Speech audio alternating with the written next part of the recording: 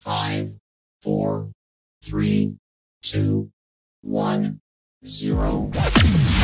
They're guys. They do magic. They are the Magic Guys.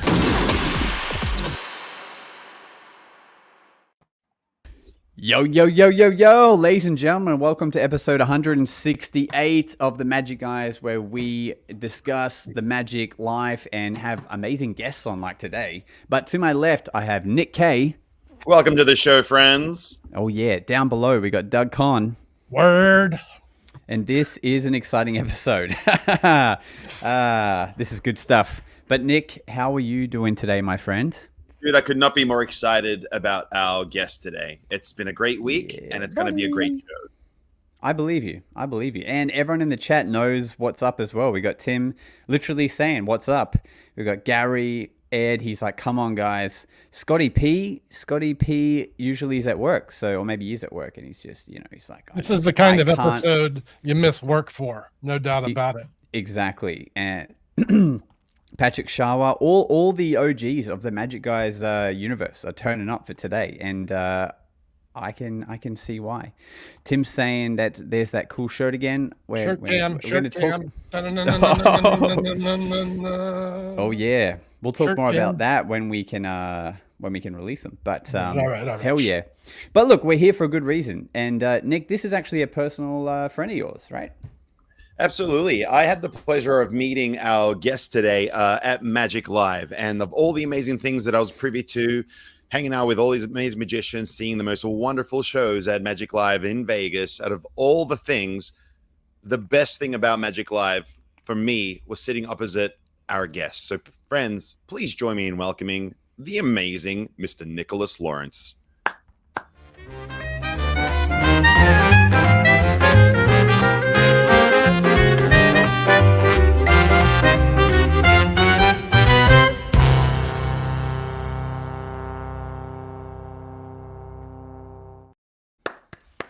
Oh yeah! Hey, what's happening, guys? Wow, what a wonderful intro! Amazing. It's good to see you guys. Good to see you, bud. Man. Thanks so much for being here. We know how busy you are with how many projects you work on. Thank you so much for making the time to be a part of this. Now, for the folks that obviously, we all know who you are, but please tell us who you are and what do you do, Nicholas Lawrence? Oh wow! Okay. Well, I'm first and foremost a magic creator. That's my absolute passion in life. It's just creating magic, whether it be visual or any type of magic, and just being able to share it with other magicians, and just hopefully at the end of the day just inspiring other magicians, but first and foremost giving magicians tricks to perform that feel new, fresh, visual. That's my obsession. That's my thing.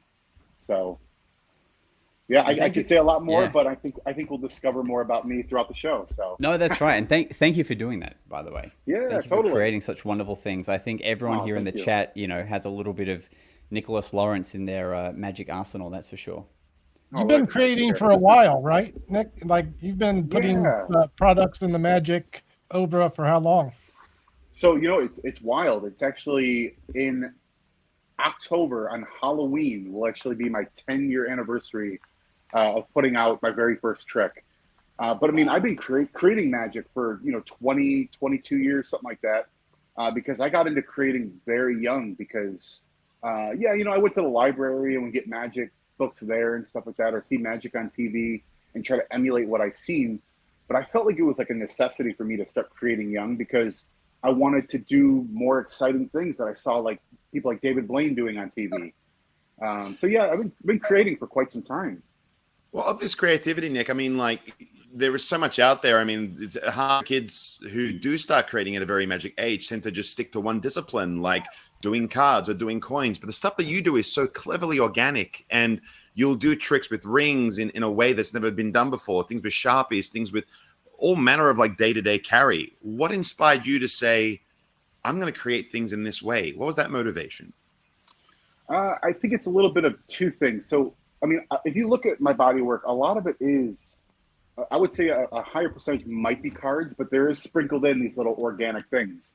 And it's because I kind of have to force myself to do more than cards, because that's kind of where I came from. That's the first thing I had was a deck of cards and learning all the fundamentals, right? and then getting some card gimmicks and, you know, everything that was like a double backer with a gimmick when you had to switch out a signed card. I loved that kind of aspect. So I had to slowly get away from it, but also I began to get my own kind of taste and thoughts on what I thought magic should be and the best way to present it.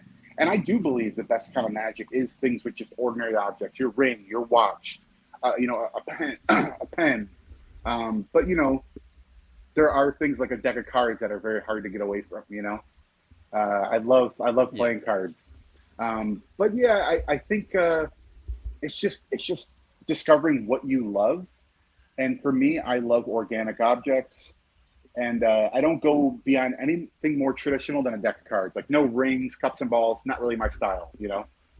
Although I do appreciate and love all magic. You know?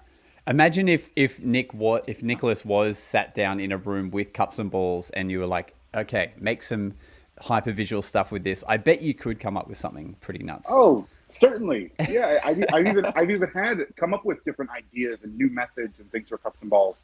But you know, I do think, and I do want to touch on this for maybe some young listeners, it is very important, I feel, to learn things like the cups and balls when you're younger, so that way you can understand, because there's so much you can learn from it. You know, not only just misdirection, but just you know, how to palm things properly, how to look natural, and how to manipulate multiple objects. So I think it's important to definitely to learn those things. But if we go back, I'm sorry, can you rephrase what you said, Josh? Well, just the. Oh, I was just saying that. I mean, I said if you're in a room, you could probably hyper-visualize some cups and balls. Yeah, that's all. Yeah, and you know, I think in the future, because I kind of go through these weird waves where I get interested in different areas of magic. There might be some day where I do put out my own cups and balls routine and my own cup set. You know what I mean? You never know, right? Yeah. The cup shifter. That's right. Put something out. How long does it take it to say come from idea to fruition? Like, well, I just got this thing. We'll just take. This is a recent one, right? Bangarang, which I love. Thank you so much. Yeah, this is a visual appearance and/or disappearance of a card between a couple of holes. I've used this at least semi-professionally. I made a video with this thing on it. And great! Really enjoyed it. But yeah, like you had the idea for this. When did like that occur, and how long does it take to bring something like this to market? You know, it's really hard to say, but I do always, you know, I feel like I do my due diligence in spending enough time with it, and at least performing it for people, but really just obsessing on the mechanics of it, which can take, I mean, no sooner than, I mean, trying to think of something I put out that I didn't spend at least more than a couple of years working on, you know? But I mean, like, you know, something we're going to talk about later that I do with a Sharpie. I mean, it actually, this kind of blew my mind, by the way. I was talking to Garrett Thomas, which if you guys don't know, we're from the same city. So I was like a young boy and he was already like very established in magic. And like, I kind of had him as kind of a mentor.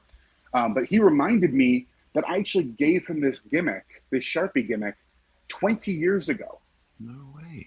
So I had made it. I had made it very janky, and I made it out of like a, some weird vinyl material I had. Anyway, so I made this thing, and I gave it to him. I would just gift him my ideas so that he can kind of jam on it, work on it. And I was just shocked when he said, "What, 20 years ago?" I'm like, "Well, wait a second. Let me do the math on that." And I'm now just gonna be releasing it in 2024. So it all depends. But I would say no sooner than 1 to 2 years of like steady working on something. But sometimes it could take 20 years, because I do create a lot of stuff. So I mean, I find stuff in my junk drawer of just a bunch of gimmicks that I've made. And sometimes I'll pull it out and I'll look at it and I'll try to think of, the final touches or trying to connect the dots or figure out what my use is for it. And sometimes it's not ready. So I put it back. And then it goes another year, another couple of years.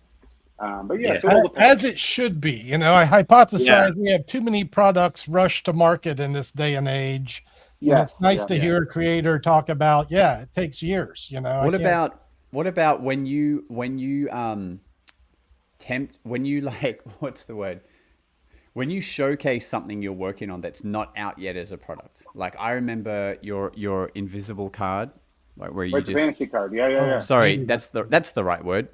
When you started showing your vanishing card online, but it wasn't available yet, like how many messages were you getting? Like, what is that? When can I get it? What the heck's going on? And how many times did you have to dem that at Magic Live? Because I swear I saw you have I to, saw it. stand in front of people and do it like 100 times at least that I saw. So Yeah, so not everything I post, goes like super. I mean, I wouldn't say viral because I'm still kind of a small fish when it comes to social media. But it sent waves to the Magic community. They saw that and they were like, "Wow, that's clearly real. He's using some sort of real technique and it looks good." But man, I had tons of people reaching out to me saying, "Hey, when's that going to be available?" Because they know I mostly release Magic. That's my main thing. So man, everybody wanted to see it. They wanted to know when it was going to be available. And yeah, that was funny when I was at Magic Live because I had just posted that video maybe a couple months prior, a month prior. Almost everybody who saw me, they're like, "Hey, can you do that vanishing card?" It was almost like it was a mixture between people who are truly interested in seeing it and some people who just wanted to be like, "Can it actually be done live?" Type thing. To your point, Nicholas, I mean, you said that to myself, and we had a really big conversation about how that was sort of inspired, and we were sort of saying how Yeah. Will Tsai, who originally performed this effect, for those of you who don't know, Will Tsai was the original performer in which he took a single playing card, and by waving his hand over it, it vanished, it quite literally as if he was holding it. And that was originally achieved through CGI.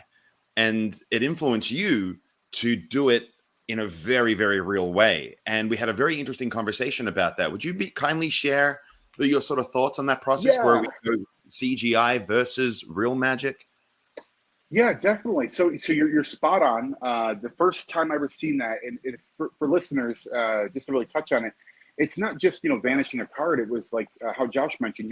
You're holding on to the card, and it's vanishing from the bottom up. So you get to a half vanish position where you're holding nothing, and that half a card is just seemingly floating, and it goes up. And that was the first time I ever seen it was with Will Tsai, which I think a lot of us know he does a lot of CGI stuff. Which whether you're for it or you're not for it, either way, it did something good, which was inspire me. And I felt like, especially coming from a creator, it's fair grounds to take that as inspiration and create a physical method that you could actually perform live. And it didn't require, CGI, video editing, all those different techniques. I just wanted something I could create and do for real life and be able to put it in as many hands as possible because I knew people loved that visual. People were freaking out over that. So I did everything I could to basically just give people a taste of it. I mean, whether or not it's perfect or not, it's as perfect as it could be right now until, maybe somebody else takes it further. But talking about CGI versus real magic, I'm personally not a big fan of CGI magic because I feel like you don't need it, right? You really don't need it. You can create anything you see. If you see something in a movie, there's most likely a way. I mean, you can see that. I mean, sure, I understand some people would look at that and go, "Oh, it's just another visual trick. That's real." But when you're somebody like me who's been designing magic for 20 plus years and you've consulted for people and you've scraped the barrel trying to figure out the best methods for things, when you see something, it's blatantly obvious to us, and it's not anyone's fault who sees something and gets, kind of conned into thinking it's a real method.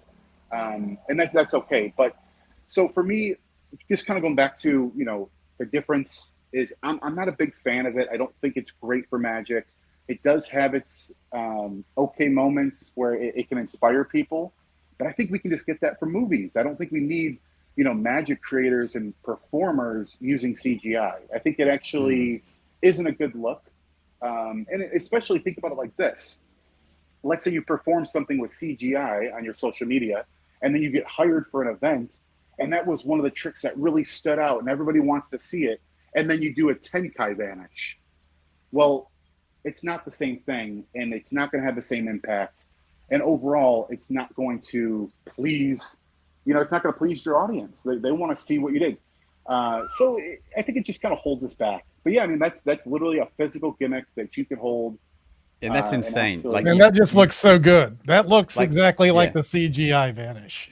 yeah. But Like I you know, remember yeah. seeing Nicholas do that at Magic Live still looked like CGI, but I'm looking at it with my own eyes. That's got to be the goal, right? Yeah, and it's one of those things too. The more you see it, though, the more you see it, you start seeing little things, and you start kind of jumping into my world. The more you see a trick, the more, and that's why Magic's so special for an audience, because it's the very first time they're seeing it. So they get to see what we felt the first time we saw it on video, or the first time you saw it at Magic Live. But you know, the more we see it, it kind of starts to get a little more dull, and we start to understand it more, and we lose that sense of like wonder and astonishment from it. Yeah, you know what I'm thinking too is with the vanishing card. Since we're on that subject, like what a perfect effect to have when like Nick and I are at our corporate gigs and someone's like, "Oh, can I film you for my Insta story?" Like what a great moment to have to be able to go, "All right, cool," instead of like, "Okay, let me try and do a card trick in 10 seconds." Like to be able to take this 100%. and go bang.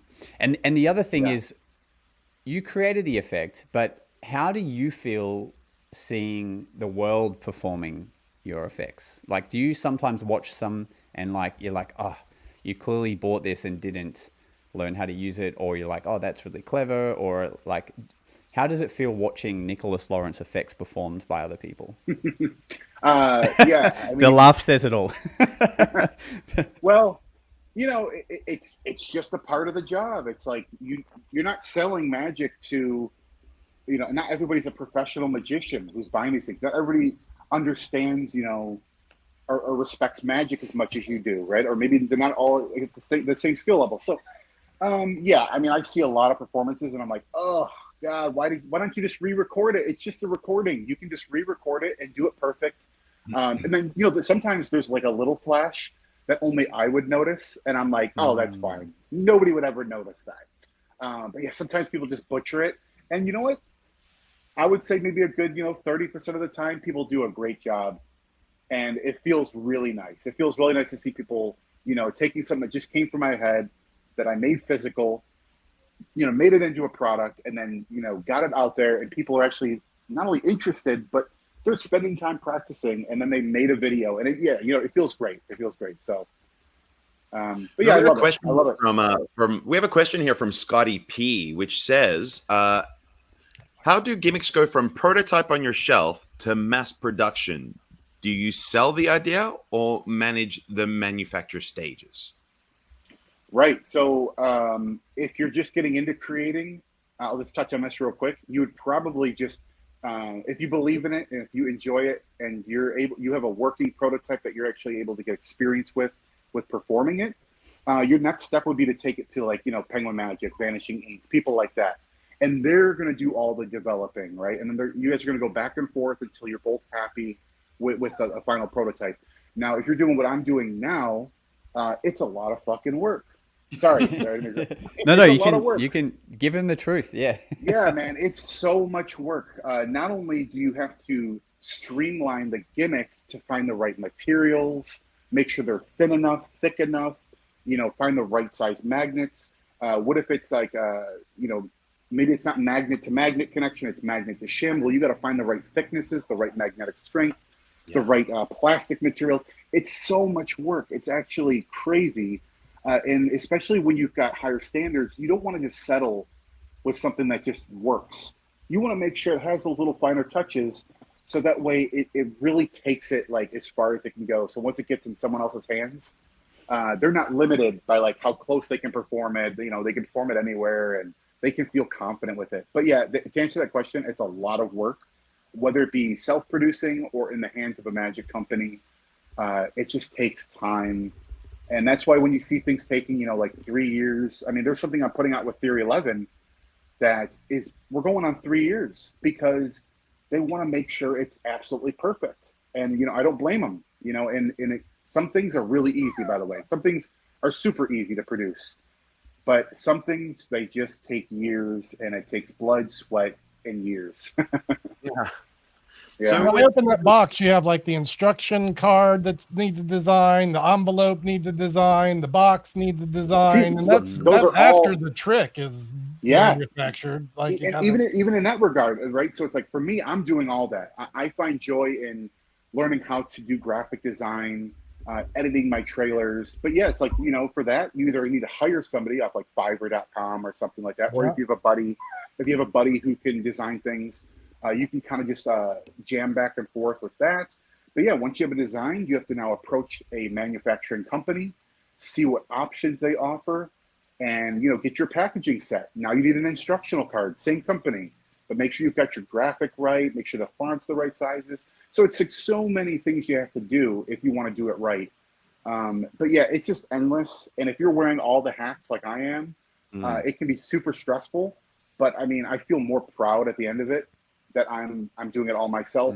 Sure, I know when I'm drowning and I need to reach out and get help from others. But generally speaking, it's just me, and yeah, it's a lot of work. So that's the coolest thing as well, because I remember while we were talking about this, that you were going to do it for yourself, and you've had the pleasure of creating alongside, you know, Penguin, Sans Minds, Theory 11, all of them, and now you were producing everything yourself under the brand Nicholas Loris Presents. Was there a motivation to do that because of the experiences you had prior, or is it just that you've been creating so much that you didn't want the pressure of having to produce? Like, was there expectations of you when you had to perform or create for other manufacturers or other Murphy's folk and things of that nature? So I think it's like this now for me. I've gotten to a point where I understand the industry and I understand the process enough where I can do it myself.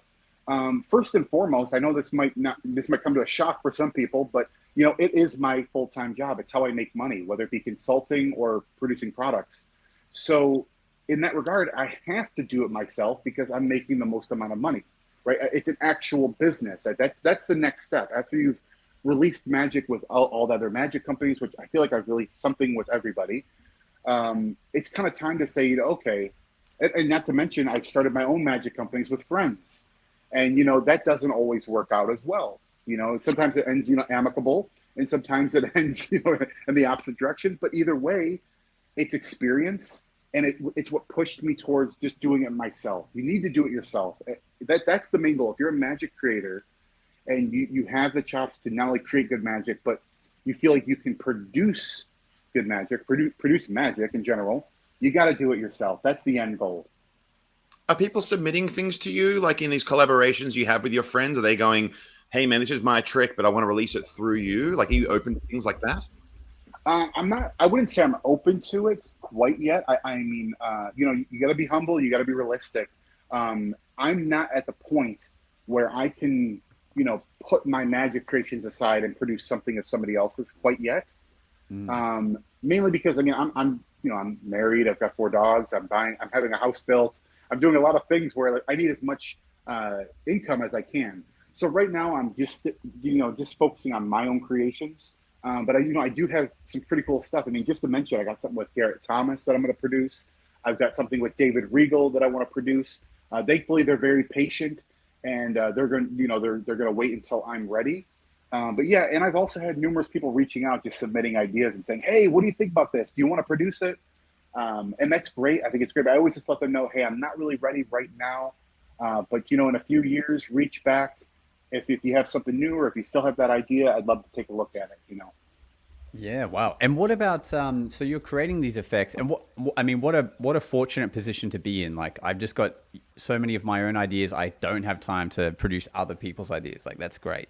Do you also, are you doing any consulting where you're customizing things individually for other projects, or Yeah, totally. Yeah, so I do this very rarely, but you know, sometimes like a professional performer has an idea that they really like, and I just try to be as realistic with them, you know, right from the get-go. It's like, if I can actually do this, if this is like something that is in my realm. But yeah, I definitely consult for professional performers just to try to bring a trick that they just don't have the time, or maybe they don't have the solution for. But also I've worked on the last 2 Dynamo shows, which he's popular mostly in the UK, but I think all magicians know who he is, right? Oh yeah, even in Australia, he's one of the top. One of the top guys. So yeah, so I've got some experience with TV and you know, working with live shows in Vegas. I've done a few things there with like Piff the Magic Dragon, Shin Lim. So you're in it. You're right in it. Yeah. Yeah, definitely. But you know what? I'm in it. But you know what? It's like I still have so much to learn, and everything I do is there's always these different elements that when you dive in, you don't want. I never dive in like I'm Nicholas Lawrence. I've done this. I've released 50 tricks. Like, it's never like that. It's always like you have to walk in with fresh eyes and like just really try to feel things out because like TV is very different than a Las Vegas live show, or very different than somebody's parlor show. It's all very different. So you always have to walk into these things like I'm bringing my experience, I'm bringing my creativity, but you know, it's like you have to take direction. That's the main thing. It's like you're always taking direction, and you have to be open to direction, and also you have to remember it's not a one-man show. If you get hired as in like a one consultant show, there's always a team. It's always a team effort. So that was even something for me that I'm learning how to do better, is working with other people. You know, and not to say like I'm a type of person who's like, oh, my idea is better, but it's just more of you're so passionate about an idea where you're like, oh no, this is the answer. This is definitely it. I've had to kind of dumb that down a little, you know, tone that down and be like, well, you know, well, what do you think? You know, and I clearly have discovered that over the years, multiple people, you know, two heads is better than one always. Okay. So yeah, definitely. So that's a collaboration that's really interesting. I've never been someone who plays well with others, and I've tried to. And one of the things I've always had to overcome is whenever like someone's like, oh, I'm going to help direct your show or whatever it might be. They never, one of the things that they fail to do is they don't fail to acknowledge the character that as me as a performer, they ultimately like, oh, do it the way I would do it. It's like, well, that's not what a good consultant does. Exactly. Even if you're hiring like a videographer and a director, they need to do the same things that I was just talking about. They have to walk in with fresh eyes. They have to understand that, you know, it has to be a collaboration, because if it's not, they're just going to do, well, these are the best videographer techniques that I've learned along the way. Well, maybe you've never worked with a magician, you know, or whatever. So you've never worked with someone character-based. So you have to make sure you have, in those opening meetings, right, when you're working with someone, you have to address those things first, right? Well, let me ask you a question about that. I mean, when you're creating for someone like Piff, the Magic Dragon, who is such a strong character in Magic, like his character is you know, first and foremost, versus someone whose character is very scaled back and they allow the magic to speak for themselves, aka good folks like Dynamo. Is there a preference that you have with regards to creating, or do you treat it with just as much gusto equally? No, I would say it's as you said, just as much gusto equally. I go into a very just as, you know, as positive as I can and give as much energy as I can just for everybody. But you know, everybody has different needs, and like with my experience with Piff, I wasn't as much involved with, and I only had a little bit of experience with him. My experience with him was he knew what he wanted.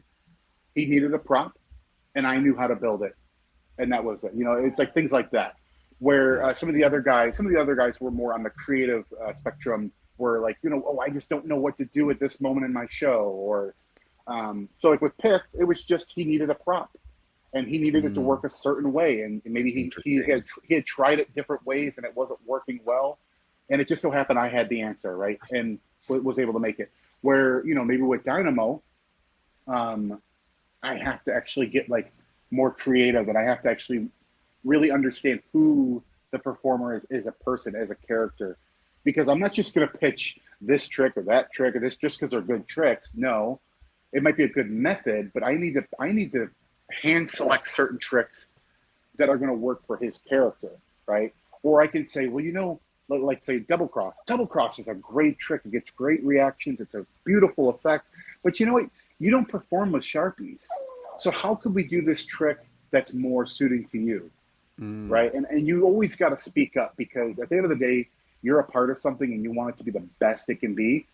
So you don't want to see a performer doing something that just doesn't match his style just because it was an easy suggestion and it gets great reactions. It's like, no, you gotta do all the layers, right? Well, it's curious because you mentioned all these layers, but what I'm sort of curious about is there a roadmap to this sort of like thought process? Do you sort of go like, well, the first thing I do is this, like, is there a roadmap or some sort of structure you have? Because it seems like you approach everything so organically. It must be ayahuasca. That's the roadmap. Ayahuasca. I'm on board. Let's go. Ayahuasca. There you go. And you Hey, can get ayahuasca from Nicholas Lawrence Presents. Nick moved to the Philippines to get the good stuff. But also, That's magic right, trade. that's right. as a creator, Nicholas, how did you feel when you saw Double Cross come out? Were you like, damn it? Or were you like, wow? Oh my! I'm like, well, I'm still trying to invent my best creation, a time machine, so I can go back. And I'm just kidding. No, no. I see these tricks come out sometimes, and I kick myself. I'm like, oh my god, how did I not think of that? You know? Yeah. But that fades quickly, and I just go to the appreciation mode. Like I just appreciate these other great minds who come up with these wonderful things, and because it's rare that I perform other people's material. But you know, there was a short period of time where I used double cross.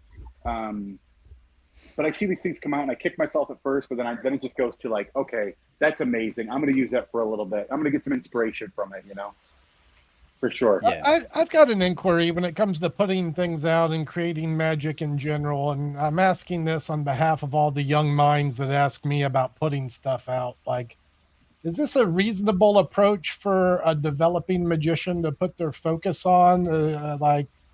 I get the impression a lot of kids think maybe they can make a lot of money or even make a living doing it. I think it's maybe the rarity.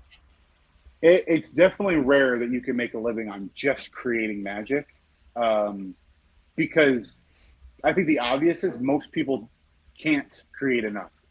They can't create enough stuff that's good enough to take to market, and then good enough to get enough sales to produce that much. And if you're not doing it on your own, then you're not getting the full piece of the pie either, right? Yeah. So like Now your early years, you're just, yeah. what are you doing? Working like by the hour, and illusionist is reaping the rewards? I don't know who you work for, but is that what happens? Yeah, working for another company, it's like it's a good experience and everything. Mm-hmm. But you're not making a lot of money. You know what I mean? It's one of those things. Even if you're putting out 5 tricks in a year, you can make good money that year, but what about the next year? Can you about the following year? speak on that for a little bit? And yeah, I am just genuinely interested in the process. Like if you work, say, for another company and you create a trick, is there royalties involved? Oh, okay. So it all depends on the company. Okay. So like when I worked for Penguin, hope this isn't NDA. I don't know. That's why if it's taboo or weird, don't go there. But you know, honestly, I've had my toughs and good times with all the companies. Okay. I think it's good information though. It is what it is, and it's good information. So with them, I was getting a salary, but it's because I was doing a lot more than just creating magic. My main job was actually I created and developed the magic gimmick building department. Right, so it was Penguin actually saying we're going to build gimmicks in house, and that's what I was hired for. Okay. So I slowly built a team. So I was doing things like sourcing, I was doing things like prototyping, but also streamlining, making sure. So when submissions came in, I would kind of get my hands in there, and so you know, so that was a very unique thing working at Penguin. Right. You know, and I was getting a salary, but I would also get royalties still for my tricks. But there was also this thing, which you know, it is what it is, where I was very limited. They were limiting me. They didn't want me to put out as much as I could create. It was like, I think when I worked there for like 2-3 years, I think I put out like maybe 3 things. Yeah. Which, you know, I've got, you know, a lot of stuff that I could put out, and a lot of stuff that I can develop with this awesome team, which, you know, Penguin's great. But I was definitely felt very limited. So yes, I got royalties. Yes, I got my salary. But now if you work for a company like Illusionist, which I've heard through the grapevine, that you get paid a salary, but you don't get royalties. So if you're a creator working for Illusionist, you're not going to get royalties from what I know, and things might have changed. I don't know. Okay. But yeah, you just get your salary and you can create and put out as much as you want. They're going to make you look like a rock star. They're going to promote it great. Yeah. So it all really depends. You get that street cred. Exactly. You're going to I mean, you look at like Chris Ramsey was launched from that company, basically, right? Yeah, he also he worked at Illusionist, and he worked at Murphy's, and same with I mean, look at Peter McKinnon, even a bigger giant. Yeah, I mean, he was the videographer at Illusionist for many years. Yeah, I do. I do So know this is probably 10 years ago now, but the marketing guy for Illusionist back then, his name was Jake. He lived in okay, my city in Brisbane, and he would come and show us some stuff sometimes. And but he mentioned back then, if someone came, not worked with Illusionist full time, but if they were someone that created something and came to them with it, they yeah, would give them the option of either an outright fee or like a small yes. percentage per month or And whatnot. I'm gonna say this right now for the young listeners and for anybody really. Never take a buyout. Never take a buyout, which I've had to do numerous times only because I chose the life of being a full-time magic creator consultant.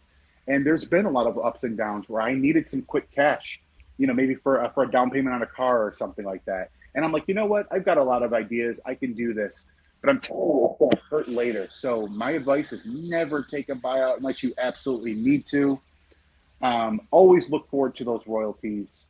Make sure you read over your contracts. Make sure you're getting your royalties. Make sure everything is, all your ducks are in a row. But yeah, you definitely get those two choices, right? Any company would be happy to give you a buyout so that they can make a lot more money than you are, right? But I advise against it. Yeah. And who owns the intellectual property of that as well? Do you always maintain the intellectual property of it and they just have the rights to release it? Or is it like, we've bought it, it's our trick that you created, mine, and I own it for the end of time? Well, I think the magic companies would love to think that. I think they would love to think because of a piece of paper or a digital form that they own it outright 100%. But I never think that way. Sure, you own that the artwork, and you own those specific routines and how I presented it. But that doesn't stop you from still being able to perform it. But also that doesn't stop you from making a 2.0 and releasing it, because at the end of the day, intellectual property is personal. That's yours. That can never be sold, in my opinion.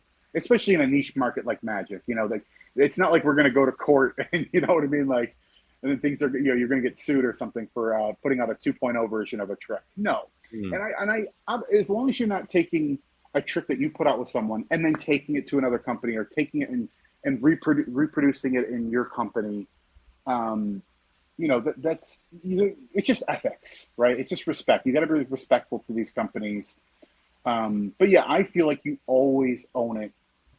It is always yours. That is your intellectual property. So if you want to do another project in the future where you dig deeper and you've got more effects and more routines in it, give them their space, let them have it for a few years, 5 years, 6, whatever. And then, of course, you've got all the right in the world to expand upon your intellectual property. And, and then hell, if it's a 2.0 and it's a true 2.0, you could take it to another company, but just be honest with that company and say, hey, listen, I released this with Penguin 6 years ago.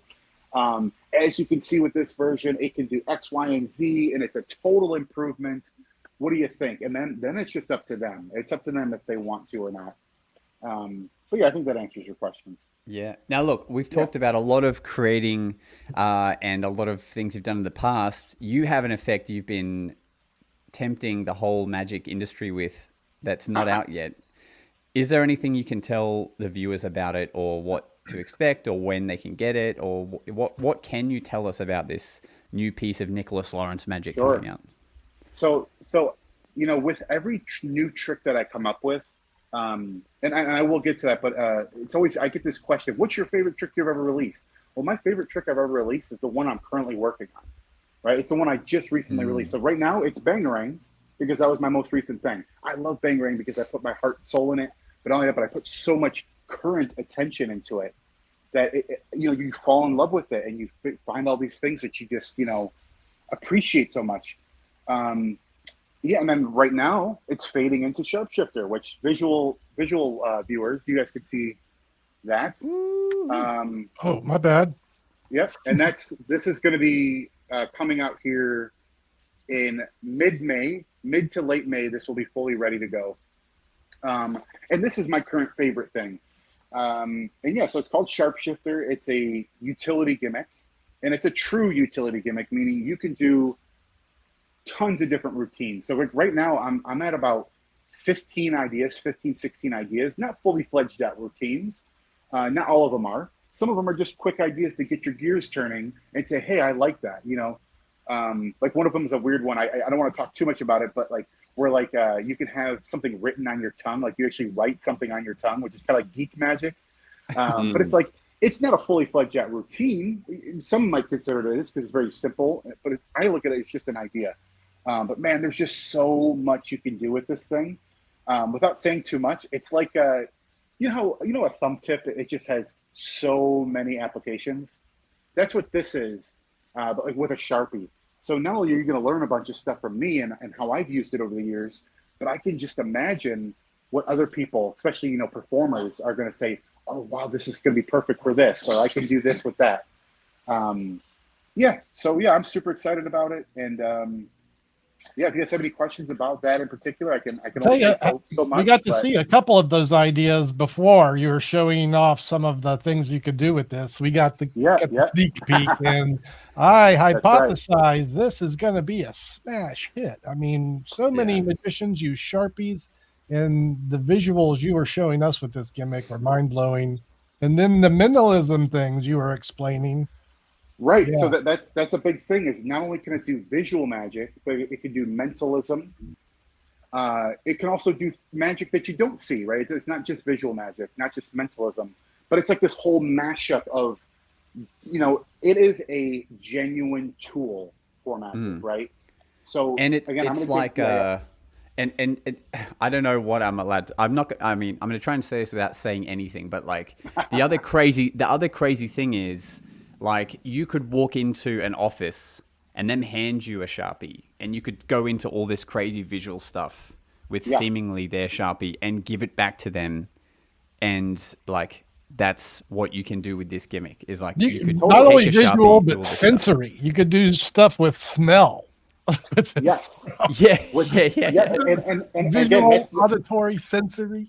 Yeah. If you guys look at my website, I even say things like that. So that's not revealing too much. Cool. I want people to know as much as they can before they see the trailer. But yeah, there's things like with scent. There's things where you draw on your tongue. There's flying caps, like some of my old tricks. Like there's this trick called Distance I released years ago where a cap flies through the air and it lands. Love that effect so much. Right? Oh, so now you can do it with a Sharpie marker, which that's the writing utensil magicians carry most. Yep. Right. Mm-hmm. So that's nice. It's really kind of endless. I mean, there is an end, obviously, with what you're going to learn on the project, but I feel like it's endless in terms where once you get it in your hands, other people are going to create things. So that's why I'm going to create a Facebook group. That way people can hop on there and share their ideas and let it go for years and years to come. Yeah, trust the creator to create something that's only limited by your own creativity. Legitimately. Hey, listen, I'm going to be supplying enough great ideas, but it's one of those things where you got to flap your wings and just take this thing and see it as a true tool, and it's gonna feel so nice. I just know it. I'm predicting the future that people are going to come up with even better ideas than I've come up with it. So we'll see. Yeah, I intend to get my hands on it and come up with something really awesome as well. We have a question here from David Russell, which says, what is the most casual, non-magic magic trick you have made? Oh, hold on. What is the most casual, non-magic magic trick you've made? What does that mean exactly? Like an unconventional? What do you guys think that means? Let's start there. I went right to Distance 2.0, like, because it's like that's a casual. It could be not magic, but it's magical. Shooting a pin long distance onto a cap. That might actually be the answer. So it's interesting. If you break down what the effect Distance is, it's not like, hey, I'm going to show you a magic trick, right? How I perform it is I start with, and I'll just use a Sharpie for this instance. But you guys know that classic trick where you kind of like this, you pinch the cap. You say, look, I'm gonna get some static electricity, right? And you could perform that like a trick, or you can just teach people like this. This is how I do it. I'm like, yeah, check this out. Pretty cool, right? I don't talk about static at all. I just say, check it out. And they're like, whoa, what is that? And I say, yeah, it's really cool. If you just get it close to the pen, it's attracted to it, right? And then I say, no, that's not how it works. It's actually just a trick. Let me show you. You just squeeze the tip, like this. And when you squeeze hard enough, it will shoot back on the pen. That's pretty cool, right? And then I let them try. I give them the pen. And now it's more of a conversation. This is more of a casual thing that I'm just letting them inside my world of interesting things and magic. And now I'm teaching them a trick. And now this is great. Now you introduce the gimmick secretly. And then you say, now it becomes a magic trick, but it doesn't feel like a magic trick because it feels like it's like the next level of everything that's happened in the conversation. Oh, you're just squeezing the tip. And I say, well, yeah, but you know what's really cool? If you've been doing it as long as I have, then you can actually increase the distance and you do it from here. And it flies across and recaps. And now they're just like, whoa, wait, what? Now they actually believe that it's kind of possible, but it's still amazing, right? So it's not this magic trick. It's more of a stunt or a skill, right? It's a skill, it's a stunt, and it's something that they feel like with enough practice, I could do something amazing that isn't technically a magic trick. It's more of just a cool skill, right? So I think that kind of answers this question. I think distance would fall right into that. So it's like when you do a muscle pass and you're like, how does the coin go like that? Well, you know, it's a lot of practice, but then eventually you can do it super fast where you can't see it, and you do a retention vanish and make it look like it just goes from one hand to the other, you know? I always like those little bits of magic like that, where you're kind of like, you're giving them something, you're giving them knowledge, but you're really not. Yeah. You're just keeping it going, and you're making it feel good, and it's just taking their mind through a roller coaster, right? They're like, wait a second, if you really practice that much, you can make it invisible? What? Is the hand really quicker than the eye? Yeah, so it's like that saying of, you know, when people know a little bit of magic, it makes them appreciate it way more. It's true. Yeah. So as a presentational hook, when you're giving an audience that kind of presentation, it also lowers their like their guard? Not that they're. It definitely limits hecklers, like people who want to know the secret. And that's what I'm saying. The desire to learn the secret is lower. They're not trying to bust you so hard because you're giving them an avenue to believe in. So why would they be trying to figure something out? It's so true. If you're the type of performer who's experiencing hecklers a lot, you should implement what we've just been talking about. Is kind of feel, give to them little things where they feel like they're learning something, because you're absolutely right. They will be less inclined to want to catch you out and figure out how it's done, and they can just sit back and relax and absorb it because they know in a little bit maybe you'll give them another little nugget of information, and it's something more interesting than just magic, because magic's entertaining, but when you start giving them little things, little nuggets, now it becomes interesting, like any other hobby in the world, watching how a movie's made or watching how this is done. So you're absolutely right, Doug. That's so true. Yeah, I totally agree with that. My character tends to lean into being more skillful than magical, which I think just when you're performing for lawyers, doctors, high-end folks in the corporate realm, you sort of need to appreciate these are people with doctorates and very well-educated people. And for you to convince them of this mumbo-jumbo magical spell business, they look down upon you. But when you approach yourself as someone who is highly skillful, as are they do brain surgery, you do card tricks, we both have mad skills. It's just a different appreciation. You don't get the pushback from that. Just sitting there going, this is a lovely, skilled person showing their skill. I agree. I mean, it all comes down to style. But you're right. It also comes down to who you're performing for, because I always feel like I do the same thing. I like to present my magic as skillful things, but not just physically skillful, but just how does the mind work? How does the mind, perceive things? Is the hand quicker than the eye? Because I feel like that's a lot more interesting to an adult, right? To most adults, especially someone like, a neuroscientist or a doctor or a lawyer. They study so hard, so they understand the intricacies of what makes things work. And that's interesting to a lot of people, even for a magic trick. This is how you're telling them how it works without telling them how it works. And it's like fool us. Yeah. And for the viewers as well, a really interesting approach when you're performing for an audience, especially, even if they are like that, like lawyers, doctors, if you start with skillful based magic, and then at the end you switch to impossible magical stuff, it actually fries the crap out of them and they go even more crazier. Like if you're doing all this crazy 10 card multiple find stuff and then you do one haunted deck, they lose their mind. Yeah. So there's something to be said there as 100%. well. Yeah, because I Yeah. feel like no matter how intelligent you are, most people, if you execute a perfect double lift, right, and you put it in the middle of the deck, and you put that deck in their hands, and you say, I just want you to focus on the card coming back up to the top, just like before, it's going to fry them. They're not going to know how that works, right? So Oh, the yeah. simplest secrets will fool the smartest of people, right? But I agree with you with that, where you can start with kind of that, like, you're giving them, you know, a little bit of information, you're making it real interesting, but they're just doing something spooky. And now they're like more, they put their guard down, right? And now they're just enjoying it. Like I said before, they're relaxed, they're just being entertained. And when you do something that they just can't explain at all and it feels spooky, it allows them to kind of step back into that childlike sense, and it makes them kind of feel like magic could be real, you know, in that moment, which that's really cool. Absolutely. And look, we're talking about magic. What is your view on the state of magic at the moment? I know it's a hot question to ask people, but from your point of view, looking in, what's the Nicholas Lawrence view on magic right now? So, you know, I could definitely come off as like a very like bitter person sometimes when I talk about magic, but that's because I love it so much, right? It's because I've been thinking about magic every single day since I've been 11 or 12 years old, right? And I'm 36. And I get it. I'm not the oldest guy or not the youngest guy, but it's like I'm right there in the middle where it's been my entire life. You're a baby. So, Let's face it. 36. yeah, you know, compared to you, Mr. Khan. Yeah. No, but again, we're not too far off from each other either, you know. No. And it's like, we all have spent our whole life working on this thing. We love magic. So when you see things like people posting videos on social media and they're flashing, it's like, just re-record the damn video. It's like, respect it enough.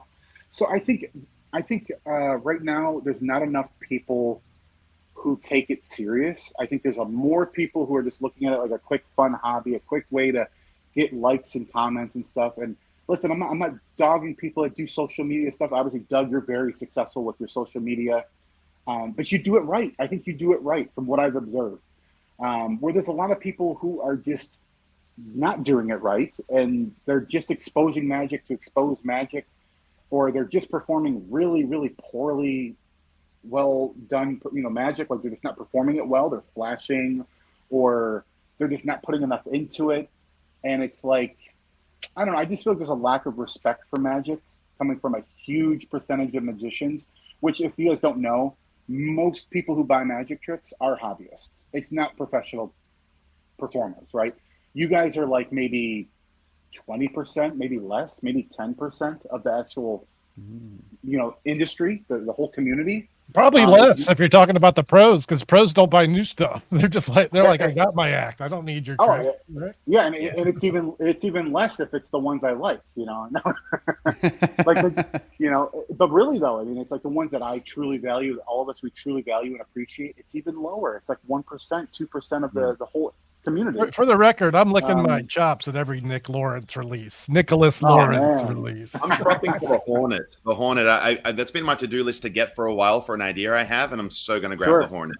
Yeah. You know, it's one of those things where I'm proud of everything I put out, and I try to find things that I really love. And I do want to jump back. We could talk more about, you know, the magic industry and the community and where I am with that. But like the Hornet, for instance, you know, that's not my most proud thing, because it's a black art trick, which I've stayed away from my entire career in creating magic, because I try to do things that are really practical.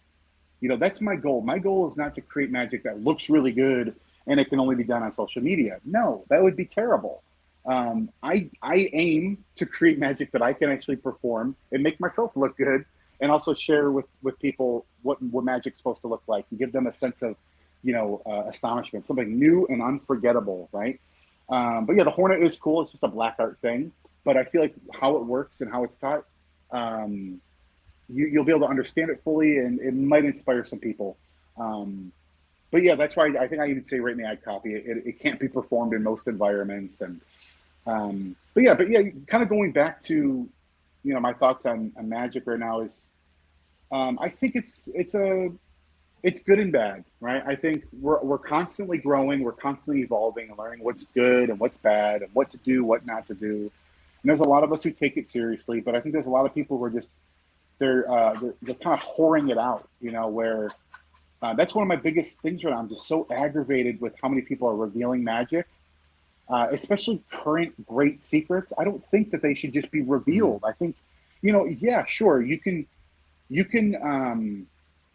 How about this? Instead of just going like, as soon as the video starts, you're like, shh, it's a flap, and then going into the trick. It's like, why not do the trick, perform it well, and then say, and if you really, really want to know the secret, stick around, and or maybe go follow my other channel where I'm specifically teaching you magic. If you want to learn magic, you can find me out.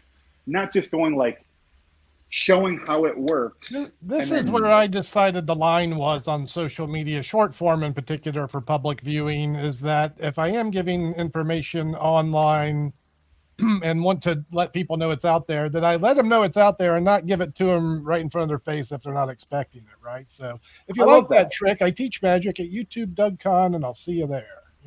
Yeah, I love that approach where you're not forcing the secret down their throat.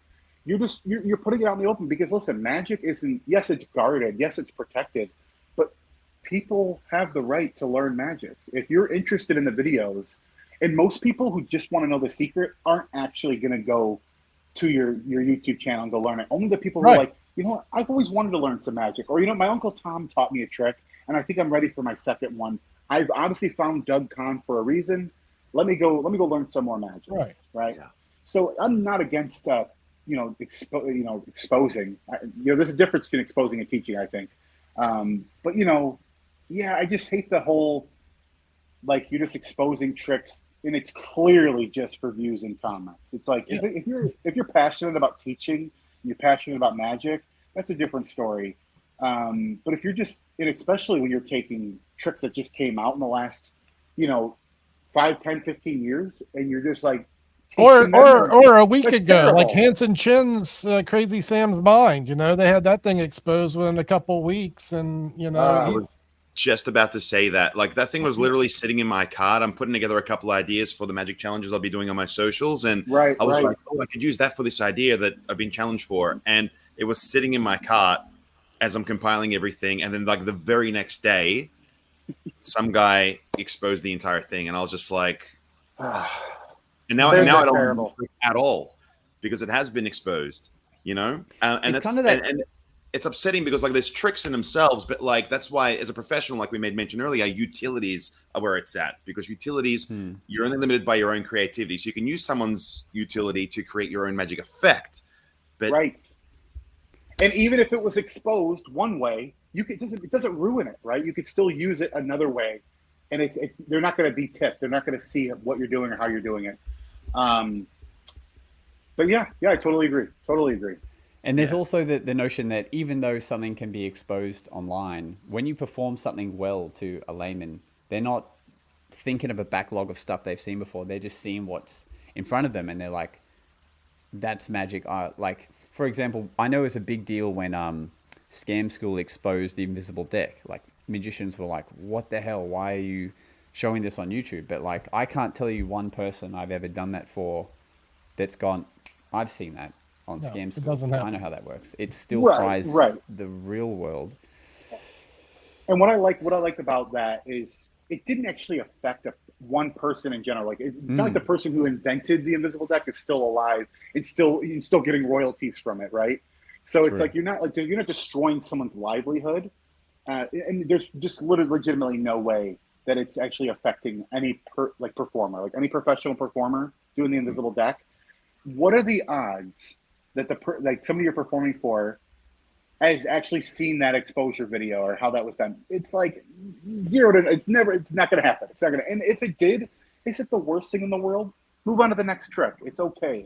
It's not going to end everything. It's not going to crush, the whole, it's not going to crush your persona or like why you're there. You're still an entertainer. You're still doing hopefully more than just one trick, the invisible deck, or, That's right. So I think there's just so many.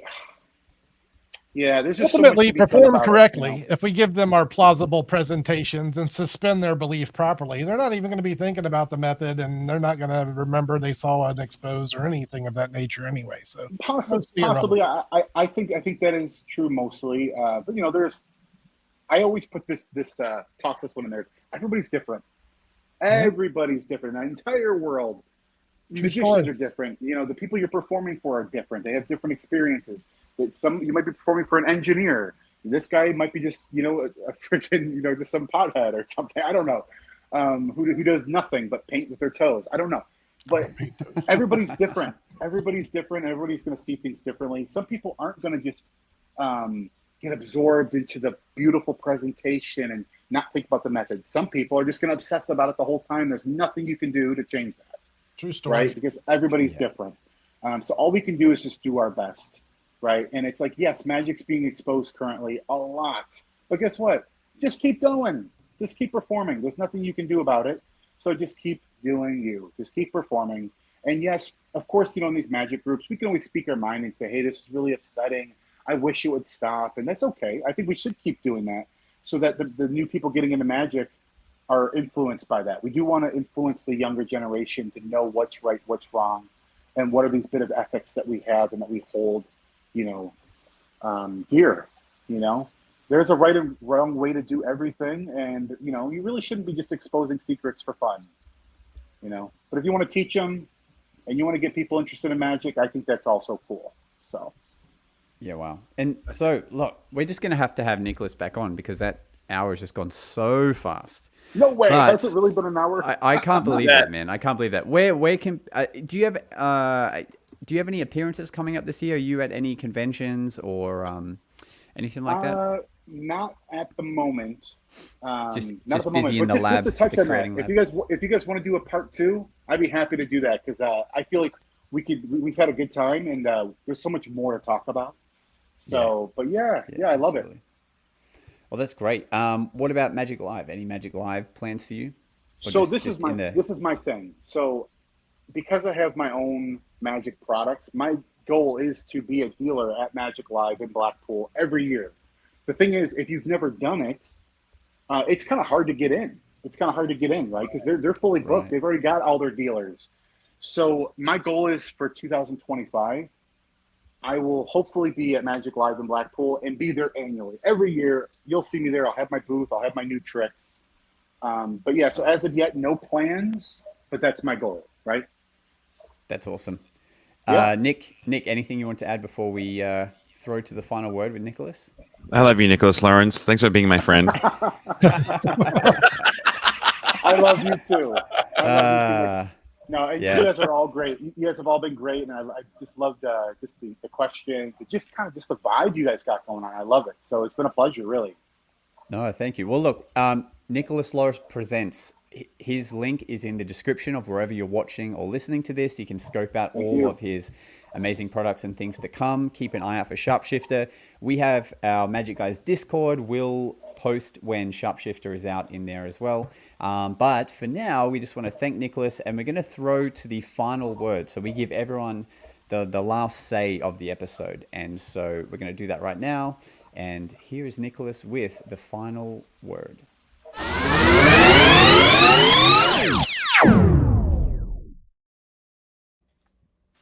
The final word.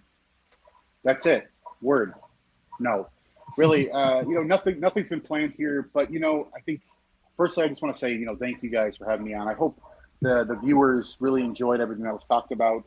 If you did enjoy it, look forward to a part 2. Hopefully, I can come back on. I'd love that. Just as mentioned, I figured I'd use this opportunity to kind of plug my new product coming out. If you guys do want to check this out, I promise you won't be let down. Any style of magician will find a use for this. It is a utility. It is a tool. But I think kind of a big topic that we talked about with the show was creativity. And if you are the type of person who feels like you're creative or you want to get more into it, well, Nike, baby, just do it. It's honestly that easy. Just do it. Get into it. Research. See what's everything that's out there. Do your due diligence to make sure it's the best possible version it can be. Make sure it's not just a copycat effect. And if you love it, if you're passionate about it, it's probably going to turn out great. Just really work on your imagination. And if you want to create something new, it sounds silly, but if you can just create something in your mind, you can most likely bring it to reality. So just try hard. Just do it. I know it sounds simple, but it's like that's all it really takes. So be passionate, and till next time, guys. Thanks for listening. It's time for us to disappear now.